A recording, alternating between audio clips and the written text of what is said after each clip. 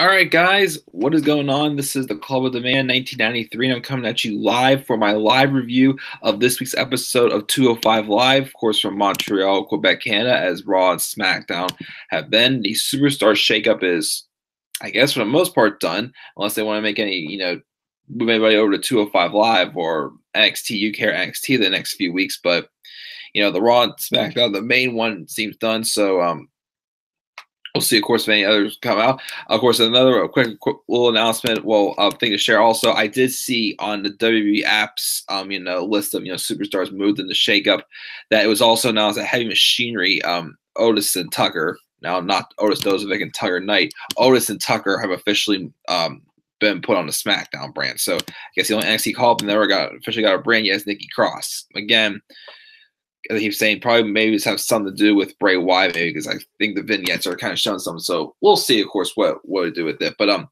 the season of 205 Live I thought was pretty good. It was one of those episodes that was kind of like, signaling it, telling a story like, hey, it's the end of an era for 205 Live. We're getting ready to move on to a new era, basically. Fresh opportunities were being created and whatnot. One of them I'm a little bit confused about because of the 50-50 booking concept and which direction you're going with this person's character. But other than that, I still thought it was a good show to watch for sure. So let's just get right into it quickly here. No one in the live chat. We started off with the Cruiserweight champion Tony Nese talking about his title win and promising big things in the future as he defends his title, basically. Kind of going like a babyface promo. So I guess for now they are going for the long-term babyface run for Tony Nese. So I guess I'll have a third turn alert to do tomorrow. I was supposed to do the turn alerts for EC3 and Viking Experience today, but I just didn't have the time. I ended up having other things come up. So I'll do those 3 tomorrow, which we're almost to 100. I think actually the third one might be 100. I think so. We will get my 100th turn alert tomorrow, which will be the Viking Experience. But anyways, so get those turn alerts done tomorrow. So Tony Nese I feel more confident Tony Nese is going to be a long-term babyface. But anyways, the show opens up with that, and then Drake Maverick does his usually hyping up, our main event, which is going to be the rematch with Cedric Alexander and Oney Lorcan from the Cruiserweight Championship Number Contenders Tournament. Of course, a couple weeks ago, Oney Lorcan, well, at the time, seemed to have turned heel and attacked Cedric Alexander, accusing him of taking away his dream. You took away my dream! And of course, Cedric wants to get his comeuppance on Oney, and Oney wants to prove himself against Cedric Alexander, basically. Last week, saying, like, you told me, that I can be, the face of this division. Well, you're still here, so I obviously have to go through you to be able to, declare myself, a serious contender in this division. Kind of like, a la, not completely, like, a heelish one up, but how, like, it led for the match with Shinsuke Nakamura and Finn Balor in Balor's final televised TV match in NXT. That's right. They're all both on the same brand now. Nakamura and Rusev were in a tag team. I'd say I would see a feud with Finn Balor and Shinsuke Nakamura on SmackDown. That's right. Also, he's there with the club, but they're getting ready to leave in September. But anyway, so we have those matches hyped up, and then of course we have the Lucha House Party coming out, and they're doing your little intro thing. Talking a little bit of French for the Montreal crowd. And, of course, they put over Graham Metalik in the match. And they inform us that it is, in fact, Lucha time, which I guess it's short and sweet. It's nothing really too cringeworthy because, Kalisto's had a history of, messing up promos, doing, some, Lucha things. Ah, damn it. But, yeah. So he came out, and then we had a fatal 4-way. It wasn't a number 1 contenders match, but I'm pretty sure it was like just like a match that gives someone, a positive rub to, like, build forward basically on 205 Live.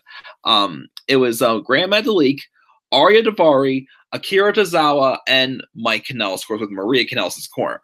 Now, of course, discussed, of course, with Drake Maverick, who was on commentary during this match, was Mike Kanell's situation. Now, the thing was I'm starting to really, again, when we got, I'm like, okay, it's getting interesting. Now it's kind of fading back again. Getting good again, and it's fading back. So, again, if I'm not mistaken, few weeks ago, Mike and Maria basically got their jobs threatened. And then Mike won a match thanks to the help from Maria, and he beat Akira Tozawa. Well, last week, a couple weeks ago, he lost to Tozawa.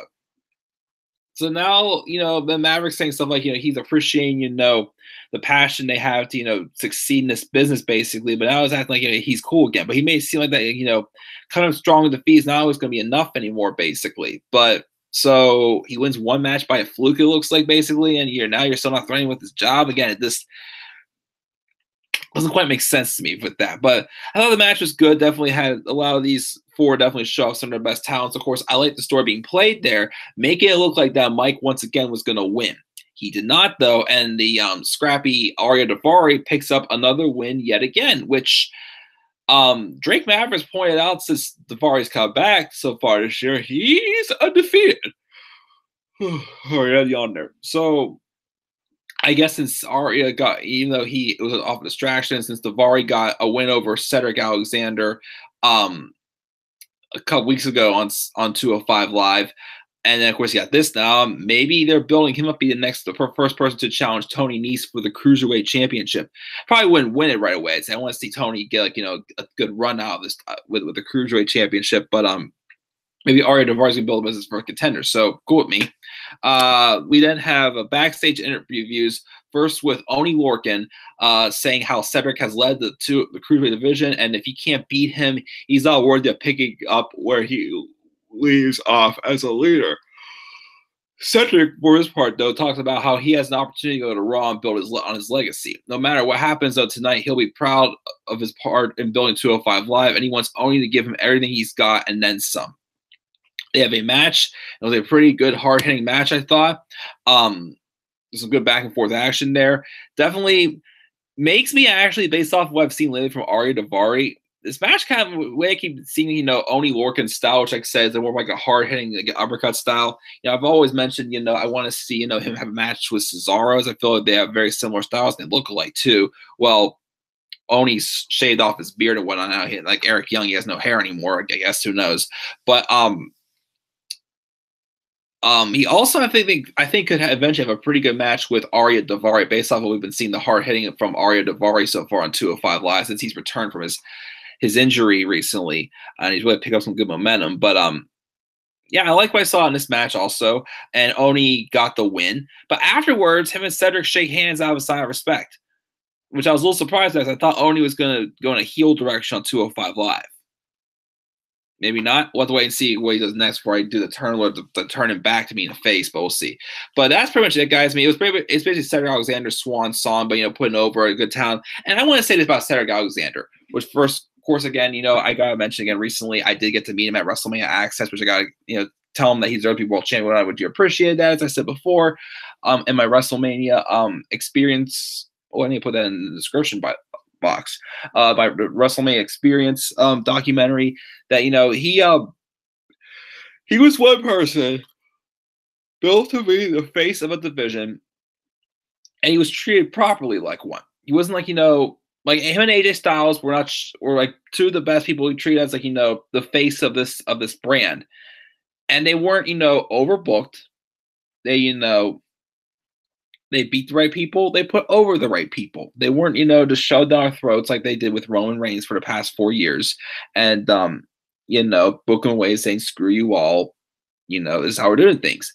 Cedric, of course, once Triple H took over, got the right booking he needed to be, got the right title reign he needed, and now he's going off to getting the opportunities he deserves. Well, again, I still would have rather seen him on SmackDown, but we'll see what happens on Raw since Buddy Murphy's going to SmackDown. I'm looking forward to seeing, where he goes with that, of course, as well. But yeah, so thank you, Cedric, for everything you did on 205 Live. And guys, that is all for 205 Live. I'm gonna give this an A-. Strong show for sure. Tyler, really quick, on in the live chat saying this should put Randy on Raw. Yeah, you said this several times already. Of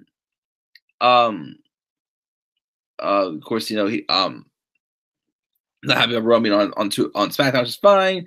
John Cena going to SmackDown. I said he's a free agent right now, and do the best and worst feud in WWE. I think I've already done that stream, but thanks for suggesting that though. And if you want Raw on SmackDown, keep AJ, Ray, and Miz. Could have been the case, but oh well.